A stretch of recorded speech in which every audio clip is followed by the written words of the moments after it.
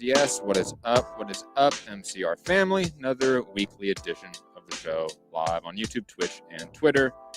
Should be a fun one today, Gary. Because not only do we get to talk about a really great fight last weekend, but a lot of news in the boxing world. Terrence Crawford, Sean Porter, purse bid ordered by the WBO. Canelo Alvarez, Caleb Plant somewhat agreed to a date and venue and city, though Eddie Hearn is being normal Eddie Hearn and throwing some monkey wrenches in there. A lot to get into on today's show. So without further ado, let me get to my co-host, the one and only Gary in Dallas. Gary, how are you? It's good to be back. I know Liam in the chat wants me to justify the 117-111 scorecard. Great scorecard. Great scorecard. Phenomenal scorecard. Nail on the head. He was the only judge that got it right. But I feel like we were in a lull, in a boxing lull. Like there's only one card this past week. There's only one card this week that no one really cares about. Like we were in a lull, but then we got all this news, the Porter news, the Canelo news. Like we got good news. And like a ton of other fight announcements and rumors and people talking shit on Twitter. So there's a lot of other news to get into. You know, Devin Haney, Joseph Diaz seems to have like agreed to a fight in November. You know, Shakur Stevenson saying that he's fighting Jamal Herring. There's a lot to get into. Arthur Beterbiev and Joseph were gonna fight. Now and Gassiev's big performance today. I didn't see it. I heard people talking about it. Was it bad? It was nothing. He's slow, man. I didn't realize he was this slow. When you can't track down Usyk, what the hell was this? He can't track down this guy. Missing him. Totally flat. And then he landed like a double right hand that just ended it. You know, the guy actually got up and it was the end of the round. So the round was over. And then the ref stopped it. It's like, look, I'm not saying he should have let the fight go on, right? It's kind of like the E get knocked down, right? In the Rolly fight, right? Like he got knocked down, but the round was over. Before you stop it, don't you give him the minute of rest to see if, you know what I'm saying? Like give him the minute of rest. The round is over. He made it through the round. Give him a minute of rest and then see how he is. He got up, the round was over, and then he stopped it. It's like that's kind of a weird stoppage. But anyways, I have not seen the Gassiev fight. I said Gassiev was gonna be because when he moved up, he was only like 24, and that was 3 years ago. So I guess he's 27, 28 now, whatever. Yep. I said he would have a heavyweight title. He ain't gonna have no heavyweight title. Dude, I think 24, fundamentally sound. He's got power. Roid him up, juice him up, put 20, 30 pounds on him. All right, you got a heavyweight champ. You know what I'm saying? I'm saying he's going to be an all-time great, but lots of guys get belts, in the heavyweight division. You can be 0-2 on cruiserweights moving up to heavyweight. I ain't going to be 0-2. I'll be 1-2. I'll be 1-2. I'll be 1-1. I don't know about that, Gary. When they moved up, I said both those guys will have a heavyweight title. And Gassiev ain't going to have a heavyweight title. Neither is Usyk. It's going to be great. Yeah, well, he'll have 3 of them. You have 3 of them. Anyways, Gary, do you want to talk about news first, or you want to dive into the Charlo fight? What do you want to go into first, Gary? Liam wants the Charlo fight. He wants me to defend the 117-111 scorecard. So let's start with that. Again, great scorecard. If we're being honest here, just fantastic stuff. The official scorecards were Tim Chiefman, 114-114, Nelson Vasquez, 117-111, and Steve Weisfeld, 113-114 for a split draw. So no one won this undisputed unification fight. This fight, before we get into like the scorecards, because I don't really think there's much to get into on the scorecards, because 2 of the scorecards I think are fine. One's a little egregious, but the actual outcome of the fight in terms of who won or who didn't win, I think is warranted for the fight. I think it was a back and forth fight. Both guys, I thought, won 6 to 7 rounds apiece. It seemed like, you can go back and forth on some of these swing rounds. And they both had huge momentum shifts within their own right. Like it was a fun fight. It's probably a fight of the year contender. I'm not going to say it's a fight of the year at this point, but definitely in the top 5, top 10 already. And I'm excited for the rematch. I know we have the other guy that's been you're not going to try to say that name. No, I'm smarter than that. But he vacate that belt if you have to, or request the IBF to allow a rematch for Castano. Either way, get this rematch ASAP. And I know Charlo sort of said some comments, I think, to the social media. I forget exactly where he said these comments that sort of echoed that he wanted the fight again, of course, and that, like the Harrison fight, he thinks he's going to have more of a finality to it because he's going to improve upon it. But obviously, the fight was fantastic. Both guys, I thought, have an argument to win the fight. Why not get a rematch? Gary, your thoughts on the fight itself, thoughts on the momentum shifts, thoughts on Castano's performance. I know you picked him to win. He didn't. Thoughts on that? You picked him to win too, didn't you? I picked Charlo to win. Did you? Yes, he did not win. He didn't win either. I thought the outcome was okay. I had no problem with a draw. This one scorecard, 117, 111, is obviously an egregious scorecard. I don't know why Liam thought I was going to defend it. It was a terrible scorecard. For the record, I had it 115, 113 for Castano. I thought it was the 5th, the 6th, and the 9th. You could have swung either way. So you had 3 clear swing rounds. I thought the rest of the fight was pretty easy to score. So you could have had anywhere from 7-5 Charlo to 8-4 Castano. And I think those scorecards are completely reasonable. So a draw, although not what we wanted, is a reasonable scorecard. Yeah, I thought, if you put a gun in my head and said, who won the fight? Castano. But again, I could easily find 6 or 7 rounds I could score for Charlo. If you don't believe me, we can run through it right now. I mean, it's not a difficult, you don't even have to stretch to find a round. There were 3 50-50 rounds, 5, 6, and 9. So it wasn't I don't think it was a difficult fight to score for 9 of the 12 rounds. And I think it was a great fight. And I think the rematch is going to be even better, and here's why. Neither guy sustained what they were supposed to. They both could do a lot of things better, right? Like if Charlo lets his hands go earlier, he should win the fight, right? Like he saved, like he got like Broner a little bit. He kept his hands in his pockets way too long. And then the last 3 rounds, he let his hands go and he won the last 3 rounds. Just let your hands go earlier and you win the fight. But I want to flip that around too. Where was Castano's jab? Castano's got a real good jab. And he wasn't using it. He was trying to lunge in with power shots to get on the inside. If he jabs his way in and then his body work was great, but he didn't use it as much as he did against Laura, who moves at least as well as Charlo. So what I'm saying is it's like when you have this great basketball game that's back and forth, but neither superstar is really going off. It's like, okay, this isn't even. These guys are really even. And when they fight 10 times, you might get 5 and 5. Right? That's how even these guys are. And I think the rematch is going to be just as good or better because both guys fought well, but could do things better. Like the things they do well, I think they could do even better. I think Charlo won the battle of the jabs. Not that Castano didn't use it or gave up on it. I think just Charlo clearly won that battle. Like early too. I think like the first or second round. I remember noticing like Charlo's jab was really disrupting Castano's rhythm. And you're right about the body work. I think you're absolutely right about that. He went to the body way too late in the fight and didn't capitalize on it enough. There was moments where he would land to the body and Charlo would be open up top and Castano would pull back. Similar to Charlo. Like those times where Charlo had Castano hurt or he landed a solid combination on Castano and then pulled back when he should have been pressing forward. I think it's definitely possible that Charlo could have got a knockout early or even in the 10th round late if he had just pressed forward a little bit more, went to the body a little bit more to set up the upstairs shots. But I think regardless, both guys, like you said, have enough to improve on in the second fight to where they can, and there's tons of passive victories for either guy.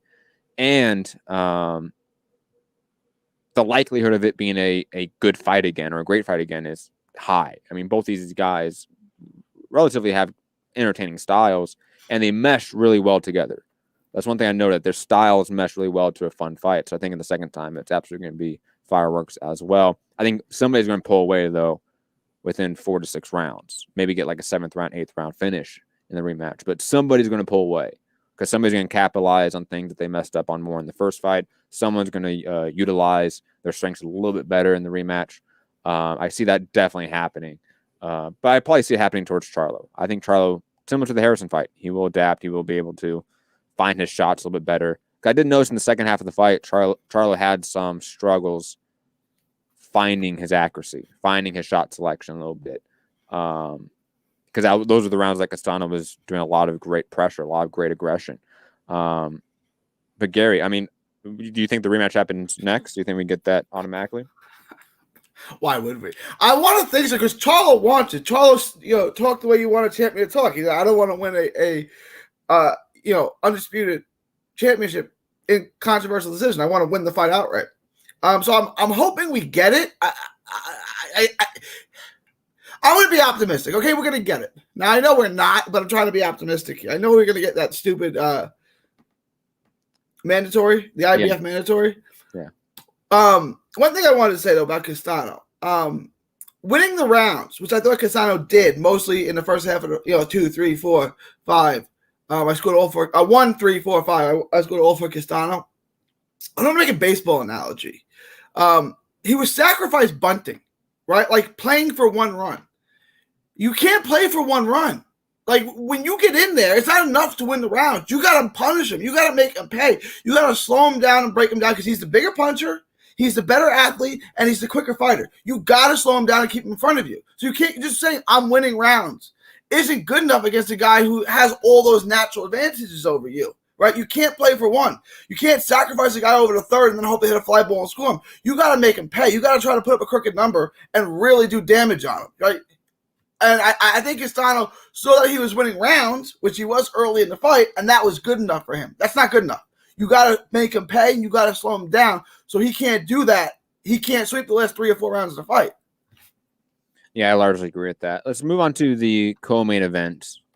Gary, I know you were hyped on this one. The great Rolly Romero returned to the ring and fought Anthony Uga, a guy that had a skull fracture against Ivan Baranchyk. So quality competition here.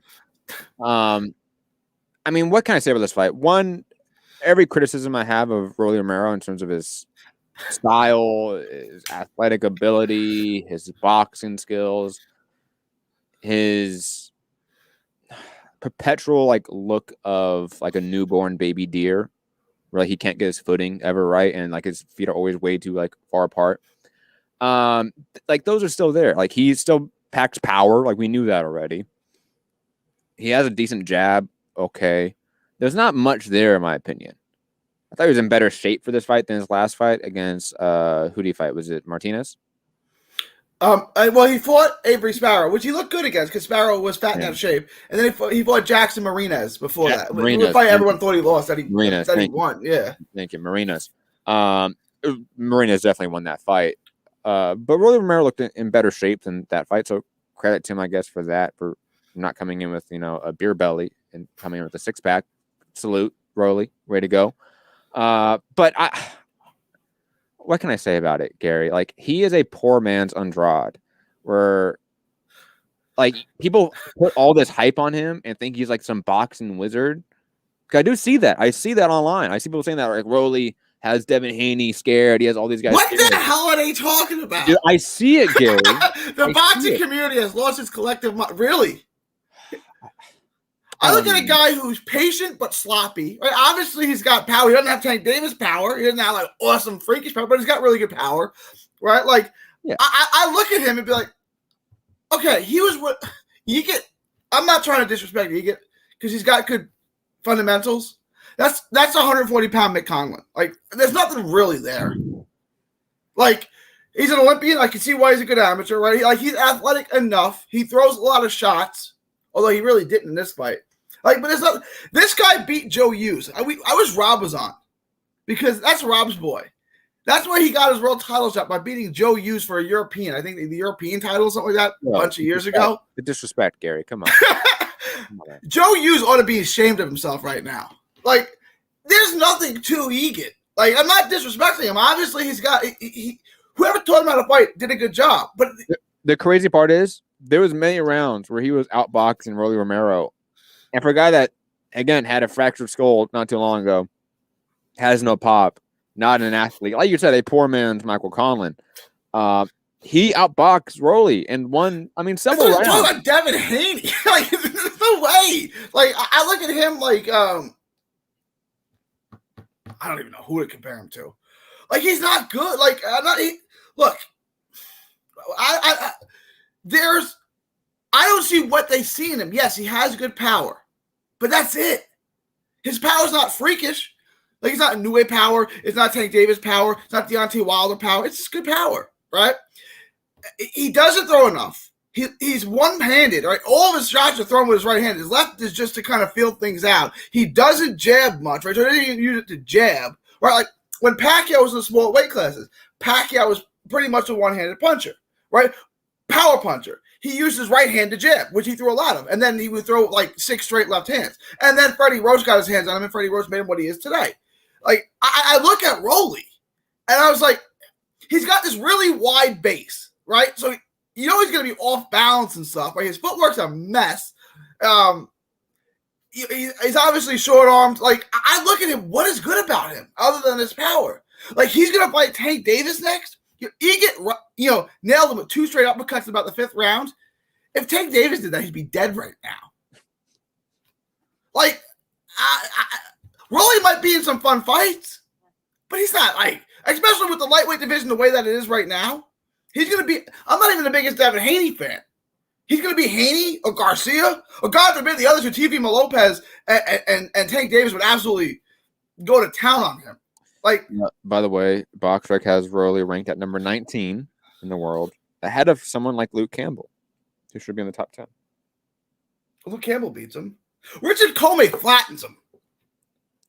Yeah, I mean, absolutely. He's too fundamentally bad. And compared to Devin Haney. Here's the top, okay? Teofimo Lopez washes Rolly.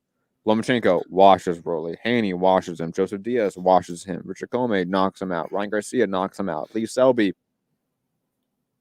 They probably outbox him. William Zepeda beats him up. Oh, William Zepeda definitely beats him up. And you're only saying that because he whipped your boy. It's okay, Gary. No, I was impressed with Zepeda. I was impressed. Like, he's a volume puncher. A rough and tough, rugged fight with pop. Like, the power is what's surprising, right? Like, usually guys who are rough and tough like that, like Juan Baby Bull Diaz, he didn't have any power. He just threw a bunch of shots. Margarito didn't really have much power unless he put cement in his gloves, right?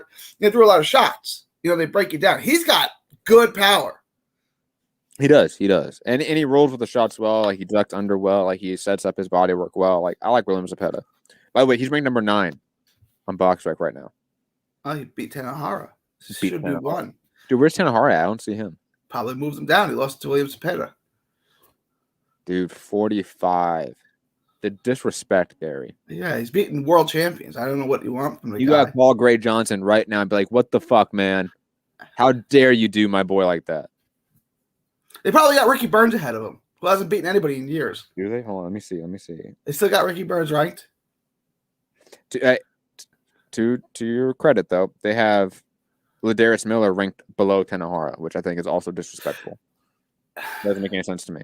It's like your losses destroy you. Like, Ladarius Miller's got to win over Jamel Herring. Dude, Gamboa is ranked above Tanahara still. Why? Gavin Mendy is still ranked above. You're getting that fight next. You're getting Gamboa and Rolly. You're getting that. My God, we're totally going to get Rolly versus Gamboa. That's 100% going to happen next, Gary. You're right. God. The sad part is that's when you go the full distance. Because Gamboa is tough. Yeah. And Gamboa is like, even though he's like 45 in Cuban years, the dude is clearly still like, a top 30 guy in the world. You know what I mean? Like, it's like at least top 30. I mean, he's good. I mean, like, he's not good, but what we're saying is he's rugged and he can still test you and make you work. Absolutely. He might beat Rolly. I'm not going to pick Gamboa to beat Rolly because I think Rolly just has way too much size on that fight, and youth does play a massive, factor in boxing. Let's be honest about it. But that's a tough fight for Rolly because he's not that good. It's going to be tough because Gamboa gets knocked down every fight. So now you're going to be Gamboa's going to have to win that fight on point. You would think, right? Although maybe not, because Rolly gets decimated with power shots. He doesn't have any power, right? You know what? I don't know. Gamboa might be able to win. It's going to be tough for Gamboa to win a decision because Gamboa gets knocked down in every fight. I don't know who I'd pick in that fight. Gamboa might beat him. Yeah, he might. Extra repertoire in the chat. has a good question, which we should get to later in the show, saying, guys, any Olympic boxing prospects you guys are following? I know Gary's going to be a far better on that than I am this year, unfortunately, because like half the time I've been thinking like this Olympics going to get canceled anyways. So I haven't really been following it that much, to be honest. But maybe Gary has some names. I bet people in the chat as well, if you have any boxing prospects in the Olympics right now you guys want us to pay attention to, let us know. But moving on from Rolly Romero, the rest of the card wasn't too much to talk about. Amilcar Vidal versus Manuel Lim. That was a really fun fight. Vidal won, air quotes. I thought it was also like controversial decision, to be quite honest. Vidal did not impress me. Did not throw nearly enough to impress me in the way that he is as a 12-0 prospect heading into this fight. And Aleem is a decent guy, so like I'm not too shocked at how well he looked. Gary, moving on from that card, unless you have any other thoughts on it. Aleem, I thought won the fight, although I thought it was like the Castano Charlo fight. Like I'm okay. Vidal got the win. I thought Aleem probably deserved it. He's got a lot of decisions that just went the wrong way. Like his career could be viewed a lot differently if these decisions went the other way, which they very reasonably could. He's a good fighter. And has he always worked with Ronnie Shields, or is this his first time? I don't remember seeing him with Ronnie Shields in the past. I don't know. Part of me thinks he has been working with him for a bit. I could be wrong on that. The chat's brutal, man. Gary, your boy Tenahara got whooped. How you feel? You go to the last week's show for reference. Dude, imagine when like Canelo loses. How sad I'm going to be, Gary. Which he's going to lose soon because looks like we're going to lose. We're going to get that Caleb Plant fight. Stop, Gary. I'm taking Plant. You're not taking Plant. Yeah, I told you I'm taking Plant just to be different. I'm going to go take Plant. We're getting into it later. Brief thought on the card coming up this weekend because there's only one card of note. Joe Joyce versus Carlos Takam. Joe Joyce should probably win this one. He really impressed me against Shannon Dubois. And Carlos Takam is always sort of just a gatekeeper. And I think Joe Joyce is past that point, to be quite honest. Also on the card, Chris Jenkins versus Ikao Suman. Hazma Shiraz versus Esquia. I'm not even going to try to pronounce that. Chris. Some other people in the UK that don't really matter, if we're being quite honest. Gary, any thoughts on the UK card this weekend? Nah. I mean, the one you want to spend time on Joyce and Takam? No, not really. I mean, you picked Joyce, right? Yeah, I'm picking Joyce, but as always, I will root against him and root for Takam. Plus, I know DeGuardia. Like, I know Joe DeGuardia. Like, we speak Italian to each other. I'm rooting for this guy. I always root for this guy. Dude, what did Joyce do to you, man? He beat Dubois, made me look stupid. I don't think he's good, and he keeps proving me wrong. Like, I don't think I picked Jennings to beat him. I picked Dubois to embarrass him. Like, I'm picking Joe Joyce to win. I'm rooting for Takam. I don't think we got to pick as wrong ever on this show as Dubois, Joe Joyce, Valdez, and Burchelt. Nah, because everyone, yeah, like that one's okay because like no one, everyone was wrong. Yeah, everyone was wrong. No one picked him to beat Burchelt. Let's be honest. But there were some people picking. No, stop. No, okay, whatever. My girlfriend's saying that she picked Oscar Valdez. Okay, trying to get brownie points. Whatever. Trying to get in the Eddie Renesso camp. So, real quick, who asked about the Olympians? Extra repertoire in the chat. So Keyshawn Davis is obviously fighting in the Olympics. I don't even understand how he's allowed to fight anymore, but apparently in the last time you're allowed to be both. Yep. You're allowed to be a pro and an amateur, which I think is stupid. Like in this sport. So Deontay Wilder can go fight in the Olympics, he can kill somebody. Like I pay attention to the flyweight division. There's a French fighter who's already got a bye to the second round named Benjamin Bilal, and then the Cuban fighter whose name is just Boney. Just Boney? No, his first name I'm going to say wrong. Vitita Yesponi, I think is how you say his name. What weight class? Flyweight, the smallest weight class in the Olympics. Ooh, yes. I would pay attention to those two guys. I'm gonna be like every top rank HBO broadcast. Is he the next Guillermo Rigondeaux? Absolutely, because he's a he's a little guy and he's Cuban, so clearly he has to be Rigo. Absolutely. Dude, the best is when they were saying that Encajas was Pacquiao. Because he's a southpaw and he's Filipino. It's Southpaw Filipino. So I gotta ask this question, right? I'm not trying to sound dumb. Are there really that many southpaws in the Philippines, or they just teach them to fight that way because Pacquiao fights that way? Because, like, just mathematically, there shouldn't be that many southpaws, right? Like, only like 9% of people are left-handed, right? That's why everything's made for right-handers. I think it's just a promotional gimmick by boxing, right? Is Casamora left-handed? Donaire is, right? Yeah, they're all. I mean, I feel like this is disproportionately left-handed fighters. Like, why are there so many left-handed Filipinos? Or if they're left-handed, do they just like push you into boxing? It's like, you gotta box. You're left-handed. I don't know, Gary. You're like, if you're a left-handed baseball player, make you be a pitcher, right? Like, just learn how to pitch. And maybe, I don't know, if you're left-handed, it's like, you gotta learn how to box. I don't know. Maybe Sean Gibbons in the back snorting a line of coke and going, "You have to be a southpaw. Be Manny Pacquiao." I can see it. Just saying. Frank in the chat saying Rigo should go to the Olympics again. He already has 2. Like, why not get the trifecta? Just go to the Olympics. I don't like. I think this is bad. Like, this is the wrong sport to have men competing against kids because it's violent, right? Like. Yeah, but we also get cases where there are men in the Olympics boxing. Like, it's usually because they're not that good, right? Because if they could go pro, they would. Or like T-Phil Stevenson, who dominated for decades, right? For sure. There are exceptions like that. Yeah, they're rare, of course. They are rare. Or you get like the Michael Conlon, who is an amateur still, like 26 years old. Because he wasn't that good. Wasn't that good. Dude, he's one of the only people that ever got hype purely from one picture. Right? What? I don't know the picture. There's the picture of him flipping off the judges. Oh, yeah. Like that went viral, and he got a big deal, right? I forgot about that. Yeah. And Aram, in his old mind, is like, he's Irish. We can do MSG St. Patty's Day every year, because they always would say that.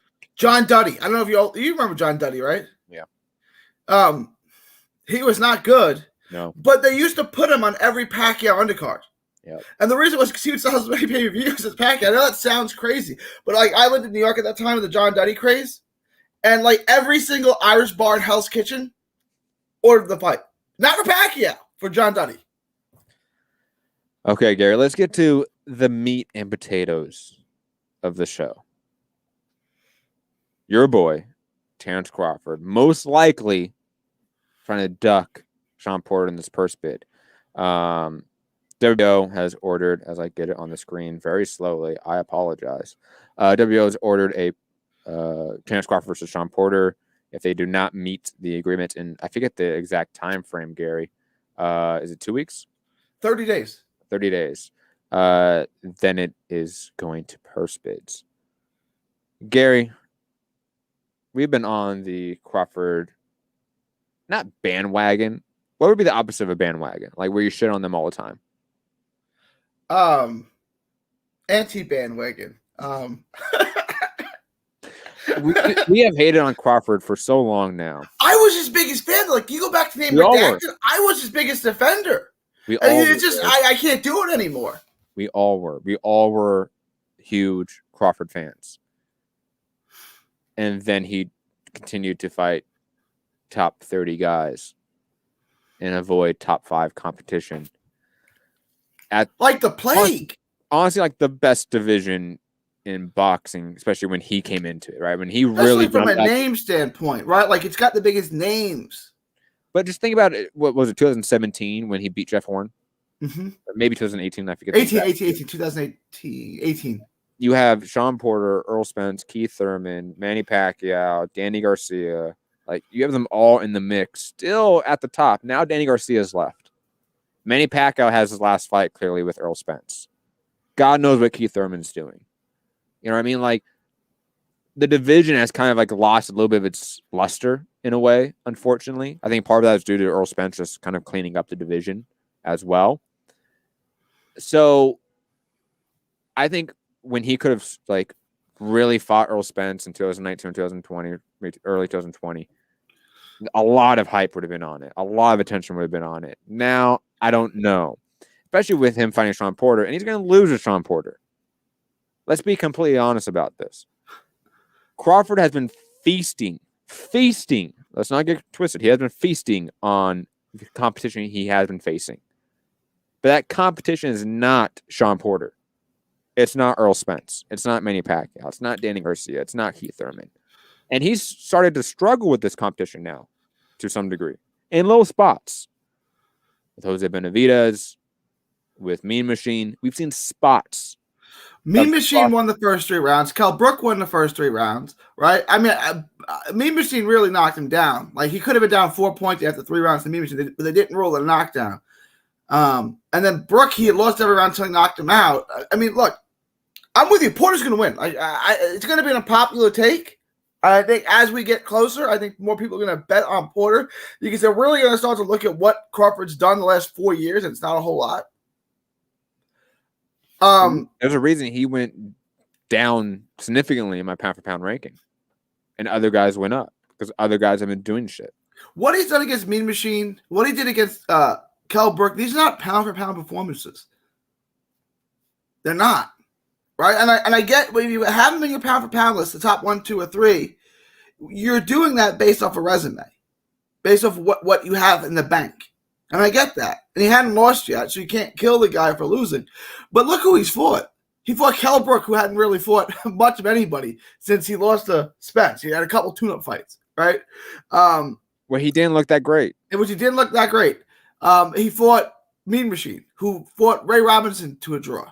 Like, that's what you have in him. Who's going to get decimated by Virgil Ortiz? You want to bet Virgil Ortiz takes care of him a lot easier, a lot quicker than Crawford did? He fought Amir Khan, who's now going to get a Conor Benn fight. He's going to fight Nigel Benn Jr. Like, we're talking about that later. Don't worry, Gary. This guy, why do people keep seeing him? Like, what Crawford's done isn't impressive at this weight class. And I'm going to take Porter. I think Porter can kind of implement the Mean Machine kind of game plan and do it a lot better and beat him up on the inside. And let's be honest, Gary, even though he fought a relatively far better competition at 135 and 140, those divisions have got significantly, exponentially better since he's left. Where with these guys are now cleaning up the division, it means so much more. You know, Josh Taylor cleaning up 140 means so much more than what Terrence Crawford did at 140. It just does. And Teofimo cleaning up 35 means a lot more than when Crawford did it. Absolutely. And hopefully they can come to some sort of agreement. We don't go to purse bids. And they have that Code Network pay-per-view, which we know was what they want, right, for this type of fight, which it should get, right? You should get ESPN and Fox or Showtime pushing this significantly. You want my hot take on that? It's definitely going to purse bids. Trilla's going to break the bank for it. No. Trilla's going to guarantee him each $10 million. Do you think they avoid a purse bid purely for Triller? I think after they saw what Teofimo got, we're going to purse bids. No, the fighters might want to go to purse bids. The fighters got to agree to it. If the fighters don't agree to the purse, like, so you're saying if Top Rank, if ESPN and Showtime or ESPN and Fox work together again, like what they did with Wilder Fury, yeah, they would have to guarantee him something crazy, like to make them not go to purse bids, right? You know what I'm saying? Like, before you put your house on the market, I'll offer you this in cash. Like, it's better be huge what they offer him, and I don't know if they're going to do that because Crawford's not a pay-per-view star. He's a television star. He does really good television numbers, but he's proven not to be a pay-per-view star. If they pay him, if they guarantee him $5-6 million each, they're going to lose money because he's not a pay-per-view star. Yeah, but do you think Triller's going to throw the bag at this fight? Yeah, I think they're going to throw the bag at him. But they would have to go to purse bids. I think they're absolutely going to throw the bag at him. But here's the thing. When they threw the bag at Teofimo Lopez, that was for Lopez. It wasn't for Lopez Cambosos. It was purely just for Lopez. Yeah. And it was off the back of a giant TV viewership with Lomachenko, right? And a massive fight. Mm-hmm. Neither of these guys have that type of momentum and that type of, in their mind, potential exponential growth and stardom that Lopez has. These guys have topped out, if we're being quite honest. They have topped out, but Crawford's in his last fight with Top Rank. Yes. Fighting Zepeda. I think I think this fight has luster, and I think Triller needs someone kind of to hang their hat on, like we have this fighter signed, right? I think that guy is Terrence Crawford, and I think they're going to try to make a play to sign Terrence Crawford moving forward, and the first step of that is throw $100 billion at him. It's going to be interesting, man.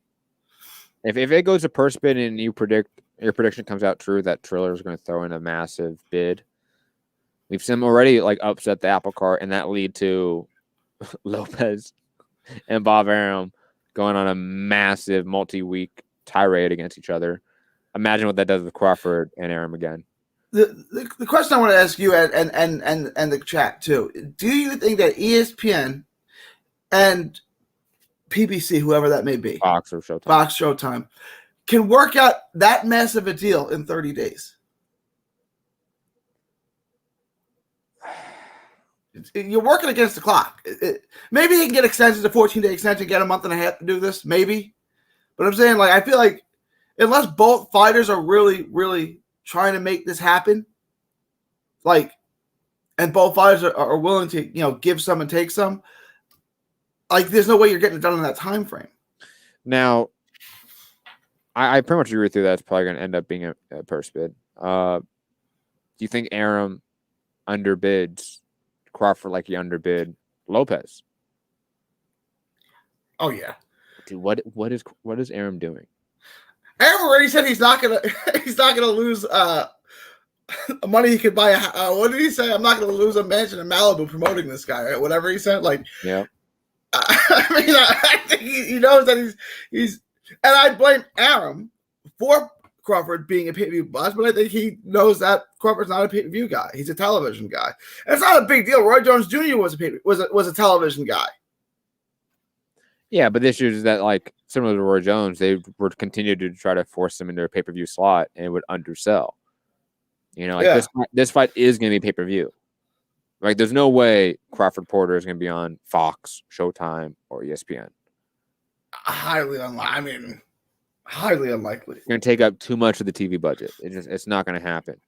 But I am curious to see how that purse bid goes, especially in today's age with Triller throwing in a lot of money. The zone too. I mean, I know we don't really count like the zone like as that like wild card in purse bids anymore like we used to, but they still are to some degree. Like, do you think Eddie goes in and buys it? Remember, Eddie Hearn gave a bid to the Lopez fight too. Yeah, a good bid too. One that you would expect to win until Triller did what Triller. Like he was in it to win it, but just Triller just.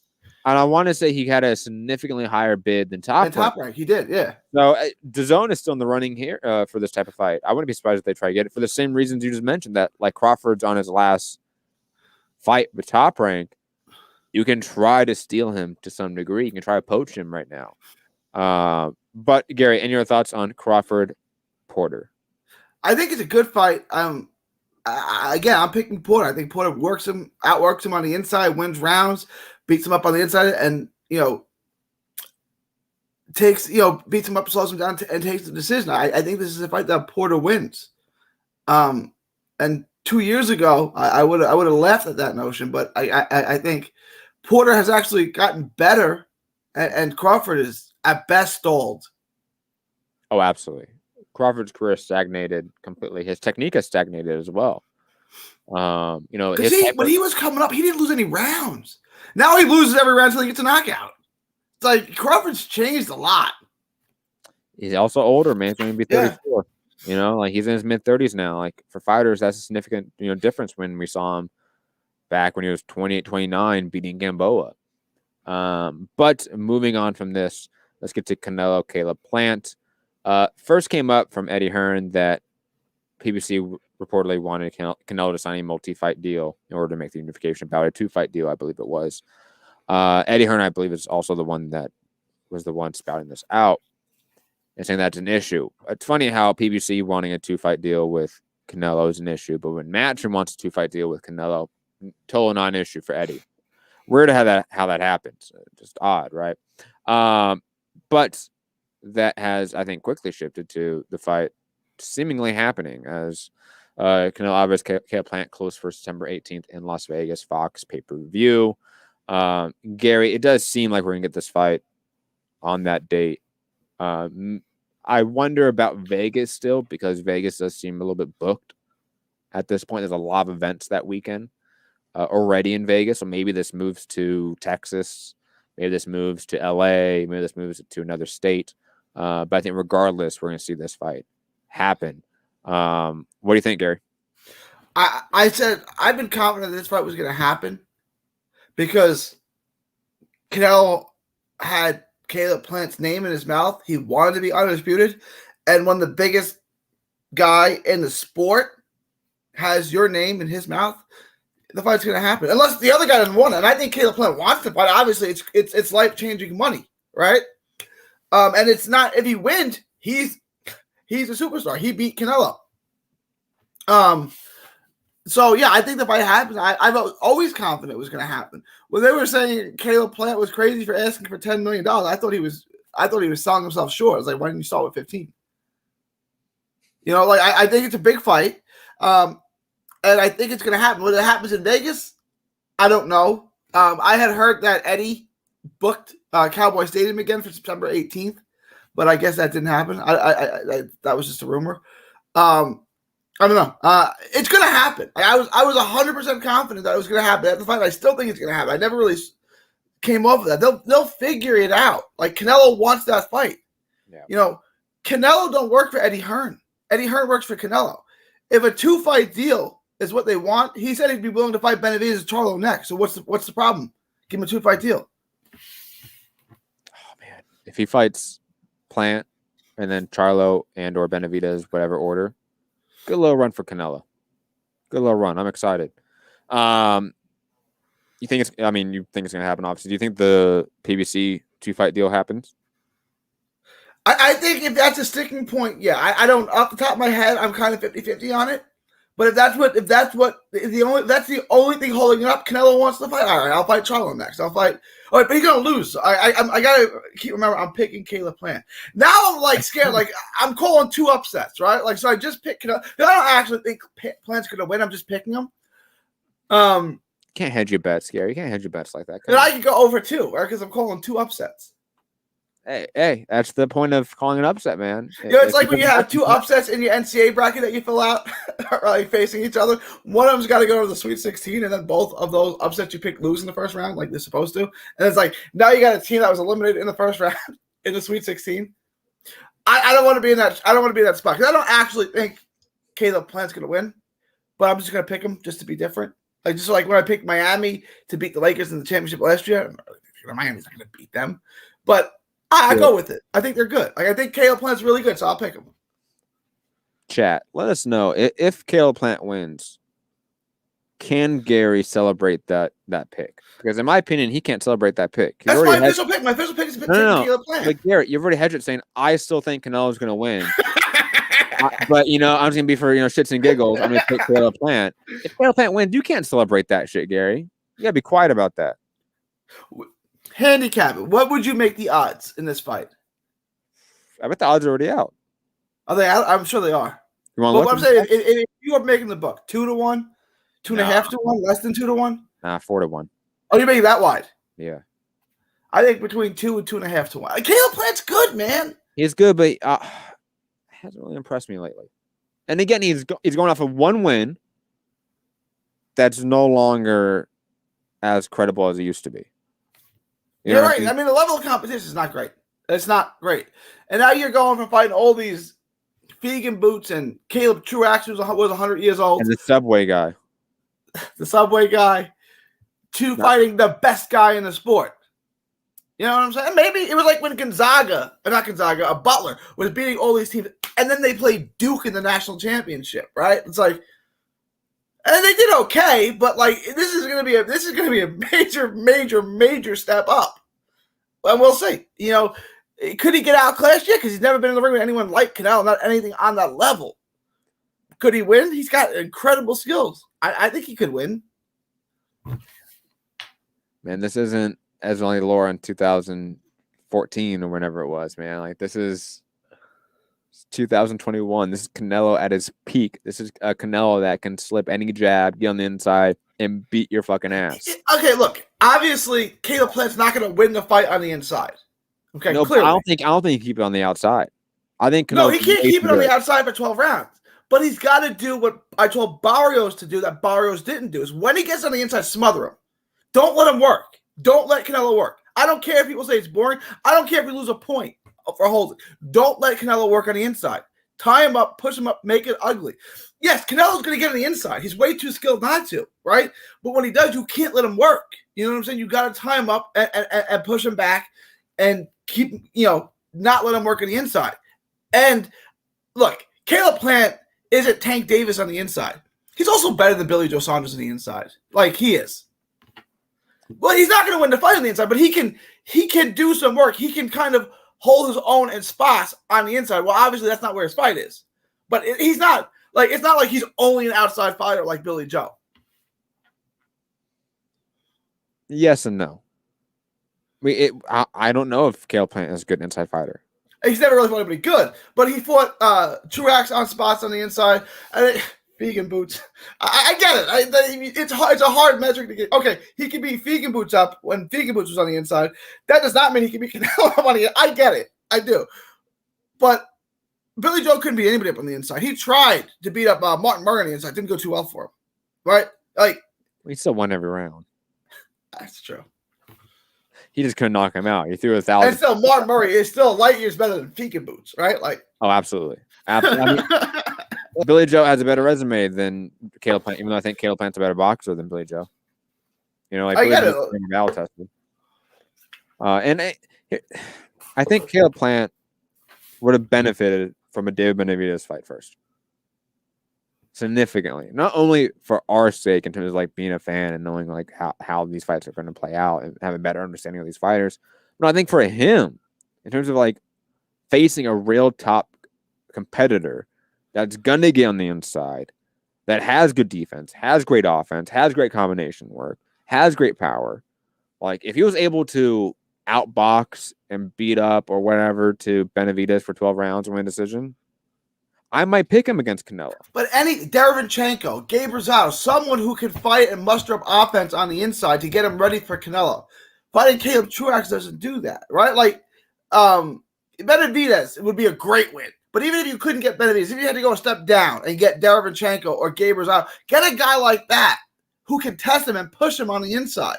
Not guys who are gonna fall over for him. And I don't mean to disrespect Truax because Truax is a former world champion, but he was obviously way past his prime and washed up. Absolutely. Moving on from Canelo Alvarez, unless you have any other thoughts on it, Gary. No. Teofimo Lopez, we were talking about earlier, is saying that he will give up his belt instead of going to Australia. Saying his manager, saying David McWater, saying that the 14-day quarantine window to get into Australia and trying to cut weight during that process is non-negotiable. So, Gary, thoughts on what's going to happen here? You see, McWater was trying to make the case not to put it there because he gets 10% of Teofimo Lopez, which is $500,000 in this case. He's not making any bold statements like we won't take the fight, we'll drop a belt. Let's just chill on that. Let's try to use finesse instead of brute strength. Let's say, look, we can't do this. It's not feasible. Let's put the fight somewhere else. Where Teofimo Lopez is like, fine, I won't take the fight then. I don't care about the $5 million. His manager is like, chill on that. I don't think it's not going to happen in Australia. Does that mean it doesn't happen at all? And Teofimo Lopez gives up the belt? Maybe. I don't think that's unreasonable. That could happen. And I'm okay with it. I don't care if he does. Doesn't matter to me. We will give up the title and fight the next available contender, Isaac Cruz, for $70,000 for the vacant title. What? Dude, what's happening here, man?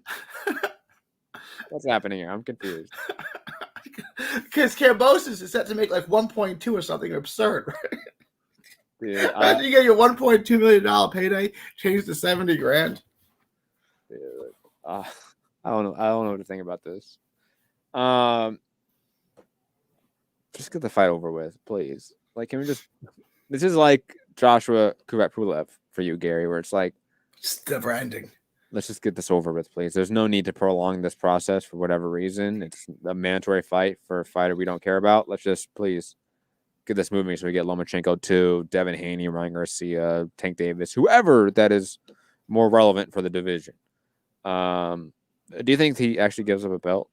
Gary, what do you think happens here? I don't think he personally cares about the belt. Like, I think if it was only the belt and not the $5 million payday that came along with it, he'd give up the belt. Like, I think his manager, looking at the size of that payday, would be doing him a disservice if he said, "Don't go to, give up the belt and pass up on this fight," because it's way too much money for an easy fight. It's a layup of a fight for him for $5 million. You got to be nuts not to take it. Yeah, I just don't get it. Let's get this over with, please.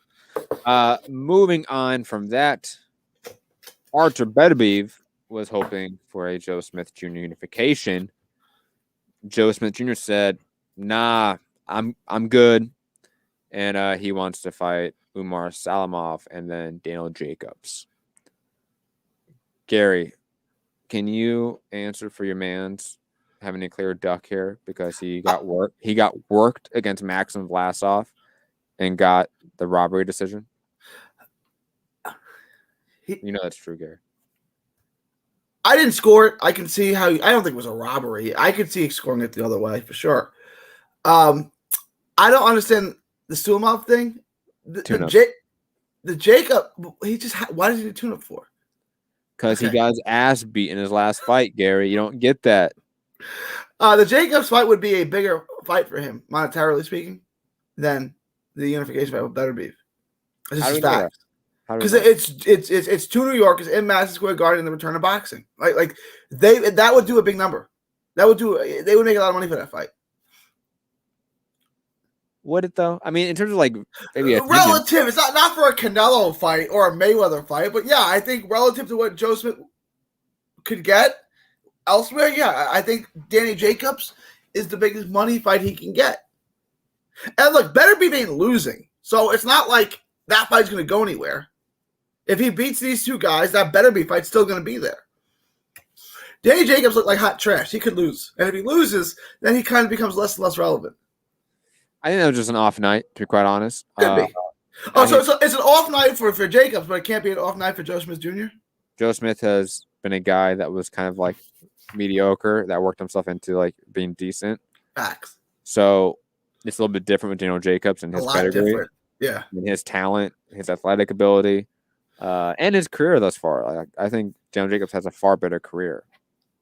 Like, he should have got the Triple G win, in my opinion. Like Jacobs has had a fantastic career. He has fought legends, Hall of Famers. Mm-hmm.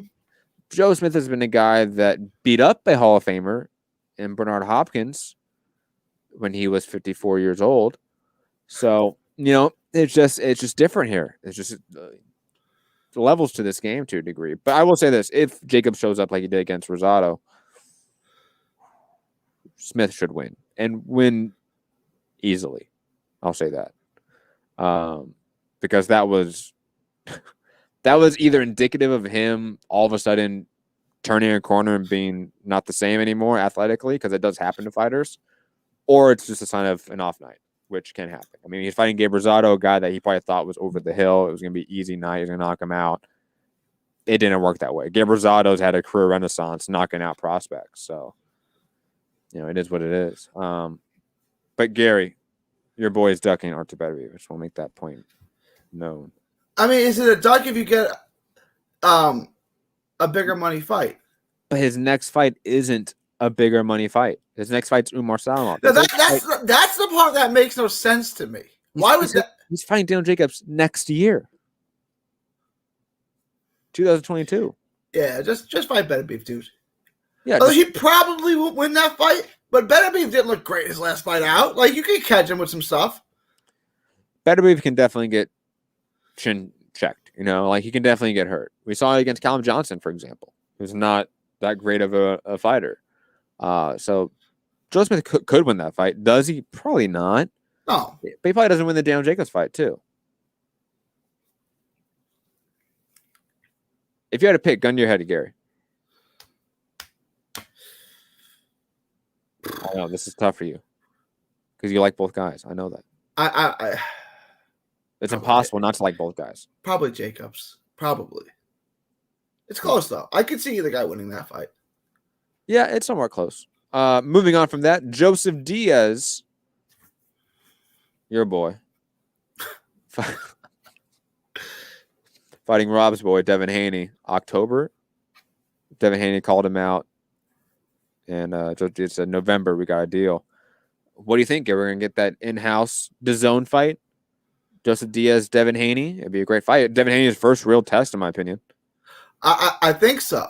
I mean, if Oscar feels like doing his job, I mean, it seems like a makeable fight. It seems like a good fight. It seems like a fight in the right direction for Haney, right? Like if you want to beat the top guys, Diaz is a good place to start. If you can't beat Diaz, Diaz wants that scalp, right? Because not everyone, but a lot of people think the world of Devin Haney. And if I'm Joseph Diaz, I can beat this guy. I think it makes sense for both guys. I think it's relatively seamless, relatively smooth to make. I shouldn't say seamless because this is boxing, right? Like there's always hiccups. But I think it can be made. I think it's a good fight. I think it's a 50-50 kind of competitive fight that either guy could win. I like the fight. Let's make it. I think it could get made by late, the fourth quarter. Also, in terms of like fight call-outs, Shakur Stevenson said should be back in October against Jamal Herring for my second world title in my second weight class. I'm locked in, blah, blah, blah. Gary, are we getting Jamal Herring versus Shakur Stevenson next in October? I hope so. I tweeted that Shakur Stevenson and Jamal Herring is high-speed chess at its finest. And Shakur Stevenson retweeted it. He liked that. I like this fight. I mean, I get the casuals who think this thing is highly, ridiculously boring, like watching baseball. But this is a good fight, man. Like, I'm gonna pick Shakur, but I really want this fight to happen. This is high level boxing. I'm into that fight, and I hope it gets made. Does it get made? I mean, there's three guys. Put Valdez in there for two spots. Valdez is fighting, what's his name? Robson. Oh, you're right. Yeah. I have it right here. Concepcion. Oh, Concepcion. Yeah. Concepcion, for September 10th in Tucson, Arizona. Tucson. It's a joke, Gary. Come on. Regardless, Valdez not fighting Shakur Stevenson, Jamal Herring. So clearly that's another in-house fight that's going to happen. And it's one that makes a lot of sense. I mean, they're both in a lot of ways similar to each other. They're boxing, boxers first. They have great jabs, great fundamentals, great boxing IQ. Neither has great pop per se, but they can get aggressive, for the right opponent if they feel like they can finish them. And it's going to be interesting because one's 20-something years old, one's 30-something years old. Like, it's a clear generational fight here between, in my opinion, a change in the guard because Shakur Stevenson should win this. I think he's sharper than Jamal Herring. I think he packs a little more power than Jamal Herring. I think it's better IQ than Jamal Herring. Like, I think that, like, in all the boxes, like, Shakur Stevenson is a little bit better in everything than Herring. So it should be that change in the guard moment for him finally because Joet Gonzalez clearly wasn't that. Joet Gonzalez is good, though. No, he's not. What's he done since then, Gary? He beat, what's his name? Mariaga? Is that his name? Sure. Miguel, the guy that they all fight over there on Top Rank. Yeah, that's his name, right? Mariaga, that's how you say it. I would pick Shakur Stevenson because for all the reasons you just said, he's a little bit better at everything. Like everything Herring does good, Shakur Stevenson does better, right? So Stevenson should win. If Herring is going to win this fight, it's going to be one in the gym with a brilliant game plan that he executes perfectly, right? And he steals enough rounds. But it's a great fight, and of course Stevenson should win because he's younger and a little bit better at everything. Agreed. Moving on from that, what I showed you earlier, guys, I apologize. I should have waited. The fight has been announced. We've all been waiting for it. Dave Benavidez versus Jose Uzcategui. Also in Arizona. Why are we getting this fight right now? This fight was super relevant and an in-house fight not too long ago, Gary. Both these guys were champions at the same time not too long ago. Now neither has a belt. One guy lost to, what was his name, Lionel Thompson? Who's good, yeah. Good, but I mean, not great. I don't care about this fight. I should care about this fight because it's going to be a fun fight. It's going to be all action. Both guys are going to throw a lot of punches. I think it's going to make Uzcategui look better than he has in the past couple fights. But it's a fight that had a lot of relevance that no longer does. Like, this is a poor man's, very, very poor man's, okay, I'm using that term specifically here, version of, like, Kell Brook, Amir Khan. Of course, not like that. Like, these guys, like, could have fought. It could have been a fun fight at one point. Now it's not that. You know, we still think highly of David Benavidez, but Uzcategui, I don't think anyone thinks highly of him anymore, unfortunately. I do want to note one thing, that since the Lionel Thompson fight, that was all the way back in 2019, Uzcategui has 2 wins against 2 notable opponents who have a combined record of 29, 32, and 2. So he's been fighting good competition since the loss to Lionel Thompson. Yeah, I think Uzcategui, it's a stay busy fight for Benavidez against a name that we know. It's a homecoming fight, kind of. Like, he's from Arizona, at least. I don't know if he's from Phoenix or whatever, or Tucson or No, Tuscan. Tuscan. I don't. That's what the Italians say. Is Tuscany spelled the same way? That's why I did it. Is Tuscany spelled the same way? I mean, no. No, it's not. Okay. I mean, yes. Okay. I mean, yes. But I mean, Tuscany and Tucson. I meant the first, like, not obviously, like. Yeah. Yes. I know there's more letters on. Never mind. Back to you, Gary. That's fancy Italy anyway. I don't mess with that. They're like the Yankees. Yeah, they're like the Yankees of Italy. Not the sport team, the derogative term for the Northerners, as we say. Which I'm technically, I mean, I know I technically am because, like, California was part of the Union. But, I mean, in terms of, like, latitude, longitude, I'm in the South. You are technically in the South. You're almost as far south as I am. The funny part is, like, you go, like, 2 counties over. From here on, all the way to the East Coast, it's basically Republican districts, right? Like, well, yeah. Because like OC, Orange County, San Bernardino County, and then you have like Coachella Valley, all that. Like, that's all Republican area, right? Going all the way to Arizona, New Mexico, Texas, like, it's just all Republican. So it's like just LA County right here, and then everything to the east of us is just Republican all the way to the coast. Well, pretty much everything outside of a couple of major cities. Yeah, major cities like Phoenix, Houston, Chicago. Yeah. Well, Chicago would be way north, but I mean, everything in the middle of the country is basically Republican, except for outside of a couple of major cities, Detroit. True. Digressing from that, side venture there. Who said it in the chat? MC Treasure saying, "What's better for David right now? Who's there?" Well, I mean, they were talking about a Charlo fight. Lionel Thompson beat Uzcategui. Lionel Thompson beat Uzcategui, so that would make more sense. David Morrell would be a great fight. He's fighting John Ryder, though. Most likely. Which isn't that's not a bad fight. You know what? John Ryder's not bad. I could give you a bunch of names. Anthony Durrell. What was the guy that just fought Anthony Durrell? Even like the prospect Carlos Gongora. I would take in a heartbeat right now over Uzcategui. Like that's 168 is not the best division, but there's like depth there, right? Like there's some good fighters there. Why hasn't he fought one of the Durrell brothers yet? Like, even though like Foogatti beat one of them twice, they still have massive name value.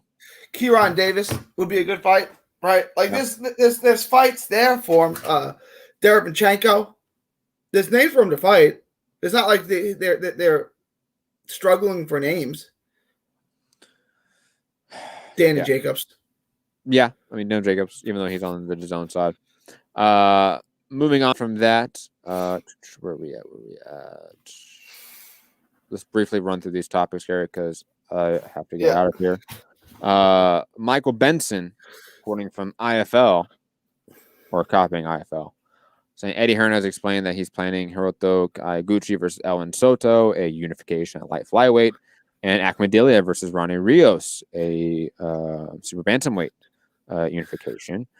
For August 28th in LA, Filip Hrgovic, Dalton Smith, that's Rob's boy, who he says is the best UK prospect in boxing right now, and Joe Cordina, my guy for sure, also on the card. A real stacked card there. I'm excited for that one. Andy Ruiz is saying that he's calling out Dylan White and Luis Ortiz. If I'll be honest, I prefer Luis Ortiz to fight Dylan White. Because, like, the battles of the losers. Both guys that are not better than the top three. We know that. Have them duke it out. Andy Ruiz already beat Anthony Joshua.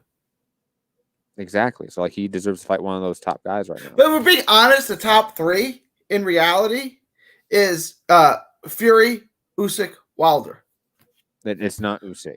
It's absolutely Usyk.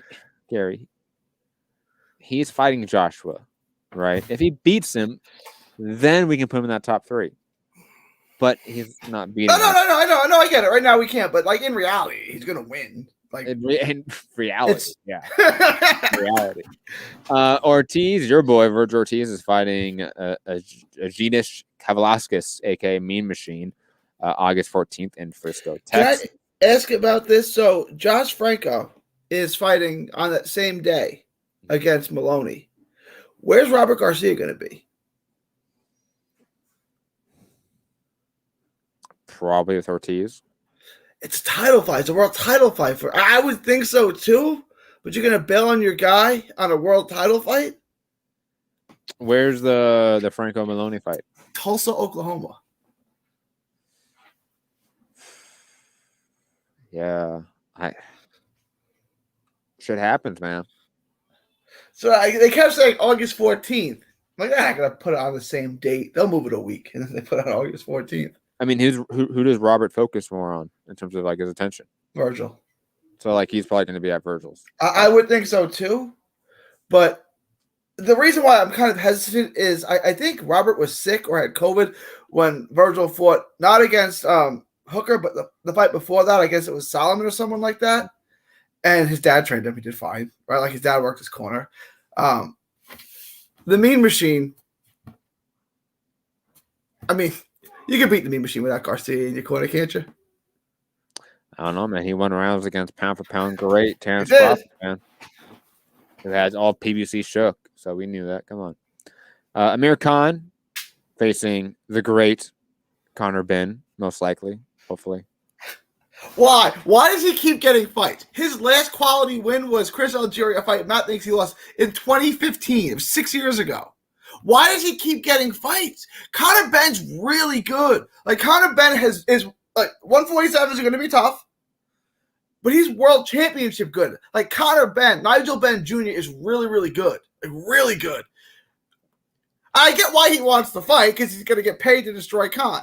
But why does Khan keep getting fights like this? What's Khan going to beat Conor Benn? He's going to get knocked out in 5 rounds or less. Amir Khan, it's probably still one of the bigger draws in the welterweight division. Why? He hasn't beaten anyone at welterweight ever, really. Chris Algieri is the best win. You think he lost, and Algieri is a 140-pounder. Dude, he has a massive fan base, man. Dude, Pakistanis love this dude, and that diaspora is massive. Like he was a good 140-pounder, a really good 140-pounder. He was never a good welterweight. Never. You know, Gary, I agree with you. But watching Conor Ben knock him out will be fun and entertaining to me. So I want it to happen. Okay? Because I'm a sick individual. Like, that will entertain me. Okay? I love seeing Amir Khan get knocked out. Like, how can anyone not love seeing that? It's always fun. It's always like a perfect picture moment, too. Like, think about when he got knocked out by Canelo. Like, that shit was like echoed throughout all of time and space. The way that he felt. Like, if we ever like have like contact with extraterrestrial life, the first picture we should give them of human civilization should be a collection of knockout pictures of Amir Khan. They instantly will love us. The one with Danny Garcia. And last piece of news: David Morrell, Gary's boy, is being ordered to fight John Ryder, which I will actually take. That's a fun fight. Yeah, it's a good fight. Morrell will win because he's really good, but it's fine. It's a good fight. Yeah, John Ryder's a legit top 10-ish guy, so like respect to this. Like, he arguably beat Callum Smith. So Gary, any other thoughts on the news before we head out of here? No, that's it. Find me. Oh, guys, please like my new channel, Texas Boxing Scene. All proceeds go to autism research and recovery.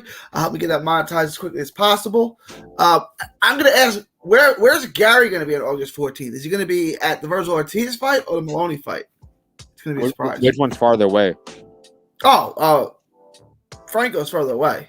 I didn't know. Maybe like Frisco is like real far south. So like you gotta pass. No, Frisco is north of Dallas, right? Like Frisco is. You have to pass Frisco to get to. Absolutely, yeah. Oh, then Gary. Well, first off, let's be honest. We all know who you like more between the two. But I know I know Franco's. It doesn't matter. We know who you like more. And that's a really good fight. Mean Machine's gonna get blown out. Dude, what if, man? What if Mean Machine really good? I don't want to be there because then I'll be really depressed. Oh, if Mean Machine beats Ortiz, I quit. Yeah, I quit. Okay. I quit. But I'll say this: we definitely can't chill on Crawford for that win anymore. No. Mean Machine somehow wins that one. Anyways, Liam in the chat is saying word from Australia is that Zoo versus Harrison is a done deal. I love that fight. Ooh. That'd be a fun fight. I think Tim Tszyu is the real deal in terms of prospect. But Harrison's good. Harrison beat Charlo and was beating him again until he got knocked. He fought Harrison really tough twice. He fought him evenly and then got knocked out late in the second fight. Like, Harrison's good. I'll pick Tszyu to win that fight, though. Yeah, I agree with that. Anyways, like Gary said, go follow his new channel, Texas Boxing Scene. Subscribe, all that fun stuff. All proceeds go towards autism awareness. So check it out. Hit the like button, share the show, all that fun stuff. Patreon.com/Trending Now Network. I've been slowly clipping up the last few shows over on our political show. So there's a ton of clips out on our other channel, Trending Now Network on YouTube and Twitch if you want to check them out. And what else? Should be back next week at some point. Don't know when, though. I am basically the head of the audiovisual production of a boxing event coming up in Simi Valley, September 11th with Red Boxing Promotions. So I'm going to do a lot of the promo work for them. So a lot of going to gyms and stuff in the next few weeks, since we have an 8-week window now till the fight. So show might be on weird times, maybe be super late. I know Gary can do super late shows. We might push it back like an hour or two if we have to for some of these weeks. But regardless, we'll be in your lives at least once a week, guaranteed. Without further ado, let's get out there. Remember, hit the like button, share the show, all that fun stuff, as already said. And remember, at all times, fuck the police and free Palestine. Peace.